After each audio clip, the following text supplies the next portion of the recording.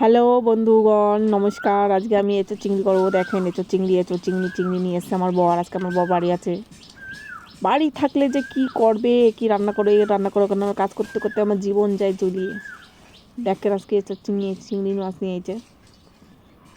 দেখেন বড় বড় চিংড়ি, সেই রান্না হবে রে। দেখেন এরা আমাদের গাছের কাঁঠাল, আমাদের নিজের গাছের কাঁঠাল দিয়ে রান্না হবে। দেখেন ওই উপর দিয়ে দেন, বাইরে ভাই কি কমু, কত কাঁঠাল যে ধরছে। এই দেখেন এইবার উঠবে আমার বর। এই যে আমার শুটকো বর উঠবে গাছে এখন কাঁঠাল পাততে।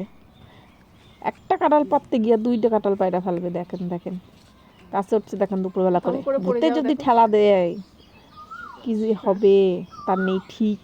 নিচে পড়বে কাদায়। ওই কাঁঠাল ওই পড়ছে রে, পড়ছে। এইবার দেখেন একটা ঠিক করতে যাবে।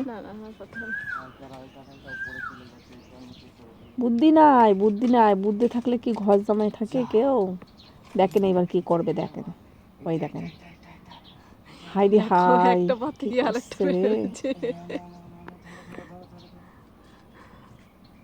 কাঁঠাল পাড়তে গিয়ে আর একটা কাঁঠাল ছিঁড়ে ফেলেছে। এখন কি করব, দুটো কাঁঠাল রান্না করবো না একটা? দেখেন আমাদের কাছে কাঁঠালগুলো সেই যেমন কাঁচা সেরকম পাকা। যে খাবার শেষে বলে দিবা, সবার বাড়ি পৌঁছে যাবে, হোম ডেলিভারি পুরো ফ্রি। দেখেন কাঁঠালের আটা কি করে ছাড়াতে হয়। একটা পাটখাটি নেবেন, পাটখাটি নিয়ে এরকম করে করে ঘষবেন, দেখবেন পাটখাটির সাথে সব আটা লেগে গেছে। দেখেন আমার বর কাঁঠালের আটা ছাড়াচ্ছে। এই বুদ্ধিটা আমি ওর কাছ থেকে পেয়েছি। এবার কাঁঠাল কি করে কাটতে হয় দেখেন। আপনার কোনোদিন কাঁঠাল কাটতে শিখেছেন, পারেন? দেখেন কি সুন্দর কাঁঠাল কাটতে হয়। দেখেন এঁচোড়,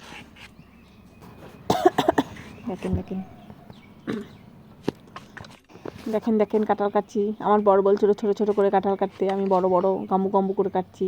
একটু বড় বড় না হলে রসগোল্লার মতো লাগে না, বড় বড় না হলে ভালো লাগে। দেখেন কাঁঠাল কাটছি, দেখেন এভাবে কাঁঠাল কাটতে হয়। ভালো করে শিখে নেন, পরে কাজে লাগবে।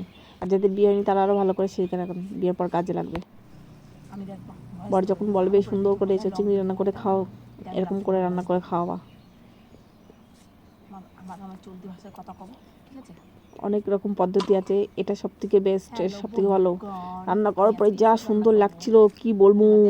আপনার যদি একটু পাইতেন, খাইয়া হাত চারটা খাইতেন। দেখেন ওই গরুতে খাবে ওগুলো।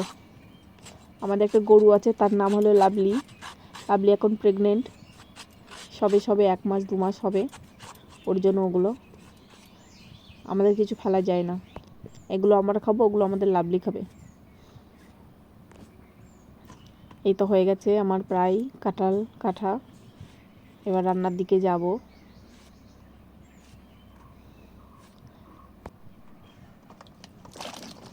এই যে চলে এসেছি, এবার আমাদের রান্না শুরু করা যাক।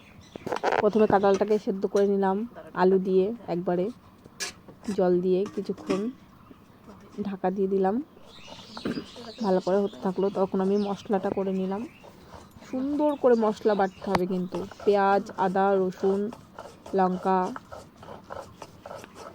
জিরে সব কিছু লাগবে। সুন্দর করে মিহি করে বেটে নিতে হবে। হালকা বাটলে কিন্তু হবে না, পুরো সুন্দর করে বাটতে হবে। এই যে আমার এদিকে কাঁঠালটা সিদ্ধ হয়ে গেছে, দেখেন খুব সুন্দর সিদ্ধ হয়ে গেছে। এবার কাঁঠালটা নামাবো, এই যে নামিয়ে নিলাম।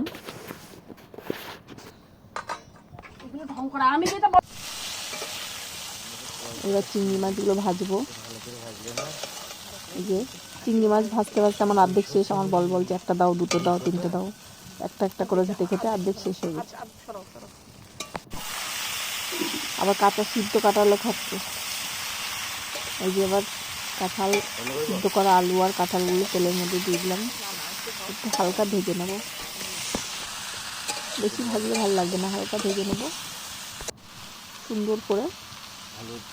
আমি কিন্তু উনানে রান্না করি, আমার কিন্তু গ্যাস শেষ হয়ে গেছে, 2 বছর হলো। আমরা গ্যাস ভরি না, আমার বড় ভরে দেয় না। হলুদ দিলাম, লবণ দিলাম। এবারে সেই কড়াইতে তেল দিলাম, শুকনো লঙ্কা, তেজপাতা, জিরে, ফোড়ন দিলাম। ফোড়ন দিতে দিতে আমার ঠ্যাংটা পুড়ে গেছে তেল লেগে, কী বলবো। তারপরে পেঁয়াজ দিলাম, কড়াইটা খুব তেতে গেছে, জাল বেশি হয়ে গেছে। পেঁয়াজটা ভালো করে ভেজে নিলাম। এবার ওর মধ্যে মশলাগুলো দেবো। এই তো দিয়ে নিলাম মশলাগুলো।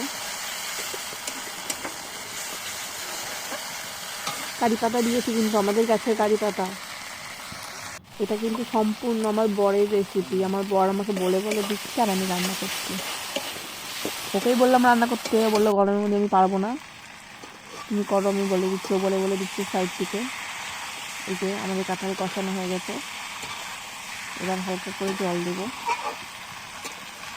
জল দিতে হবে, সুন্দর করে কষিয়ে নিতে হবে যাতে মশলা কাঁচা গন্ধ না বেরোয়। মশলাটাও ভালো করে কষিয়ে নিতে হবে আগে।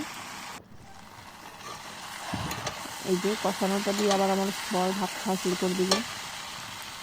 আপনাদের দেখাচ্ছি না। এই ভিডিওটা যদি ভালো ভিউজ আসে, ভালো লাইক আসে, তাহলে নেক্সট ভিডিও রাখবো আমার বরকে কত সুন্দর রান্না করতে করতে কী করে খেতে হয়। কাঁচাতে হাফ শুরু করা। এই যে জল দিলাম। একবারে বেশি করে গঙ্গার জল দিয়ে দেবেন না, অল্প জল দেবেন, তাহলে টেস্ট হবে। চিংড়ি মাছ এখন দেবো না পরে দেবো? রান্না করার সময় যা সেন্ট বেরোচ্ছিলো কি বলবো। পাশের বাড়ির বৌদি পর্যন্ত বলছে এত সুন্দর সেন্ট কোথার থেকে আসছে রে, কি রান্না করছিস। দেখেন ফুটে গেছে। এবারে চিংড়ি মাছগুলো দেবো। ও দেখেই তো জিভে জল চলে আসছে। খেতে ভালো লাগছে। নাড়াচাড়া করে চিংড়ি মাছগুলো একটু ফুটিয়ে নিয়ে একটু করে হালকা করে গরম মশলা মেরে দেবো সুন্দর করে। গরম মশলা দিয়ে একটুখানি নাড়িয়ে মিশিয়ে তারপরে তরকারিটা নামিয়ে নেব। আর একটা কথা, আমাদের শুধু আজকে কাঁঠালে চিংড়িটা দেখালাম, আমাদের কিন্তু ডাল হয়েছে, পাঁপড় ভাজা হয়েছে। শুধু আমি চিংড়িটা দেখালাম, এরপরে দেখবেন। খুব সুন্দর হয়েছিল, সত্যি খুব সুন্দর হয়েছিল, ব্যাপক হয়েছিল। এই যে আমার বরের এবার খাবার বাড়বো। দেখেন এই যে ডাল, চিংড়ি, পাঁপড় ভাজা।